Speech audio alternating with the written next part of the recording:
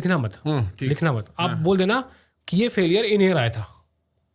ठीक है, तो इस पे नहीं बनेगी रिस्पॉन्सिबिलिटी ना। हाँ, कि आफ्टर टेक ऑफ वो फेलियर आया था, और सबको पता है वो टेक ऑफ फेलियर कहाँ आया था। एयर इंडिया को भी पता है, इसको भी पता है, सारी एयरलाइन को पता है, सबको पता है, क्योंकि वो तो रिकॉर्डेड है ना सिस्टम में। राइट।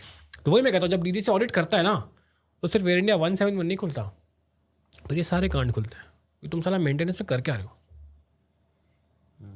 और मैं कह रहा हूँ कि हो सकता है ऐसा हुआ हो, मैं फिर भी वो कह रहा हूँ कि मुझे नहीं पता कि होता होगा कि नहीं होता होगा, बट जो स्टोरीज सुनने को आ रही है, तो भाई ने उसने टेक ऑफ किया, एक भाई ने कहता है यार मेरे 2 कैक उड़े हुए थे, फिर भी it is okay to fly with 2 cracks. हवा में गया, 1 कैक हवा में उड़ गया, अब 1 कैक पे उड़ा रहा हूँ मैं। तो उसने किसी स्टेशन से टेक ऑफ किया था।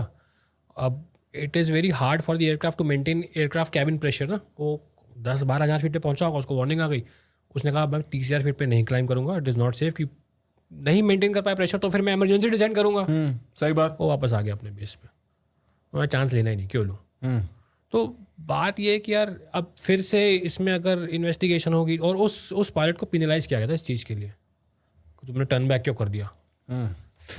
कैबिन कैक की वार्निंग तो नहीं आई थी ना, चले जाते। वो कह रहे sir I was being safe, एक ही बचा है, वार्निंग तो नहीं आई, लेकिन अगर यार I am not feeling safe ना कि मैं एक पे उड़ाऊँ यार। तो जो एमईएल होती है ना, एमईएल भाई, एमईएल तभी तक वैलिड होती है जब तक आप ऑन ग्राउंड हो। एक बार आप टेक ऑफ करके एमईएल हैज नो मीनिंग। फिर तो आप प्रैक्टिकल डिसीजन प्रैक्टिकल मतलब अगर एयरक्राफ्ट चल रहा है तो चलो, एयरक्राफ्ट में वार्निंग आई तो वापस आओ, बट एक आपका एक्सपीरियंस भी तो होता है ना भाई, कि Right. 4 है, 1 है मैं टेक ऑफ जाऊँ, लंबा सेक्टर है।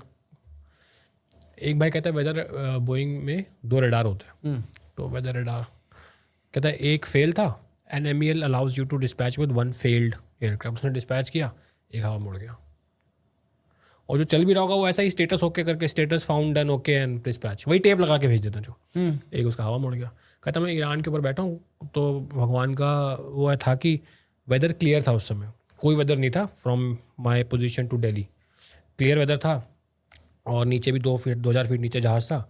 तो मुझे लगा आगे अगर होगा भी तो उसको देख देख के चला जाऊँगा, मैं उसको देख।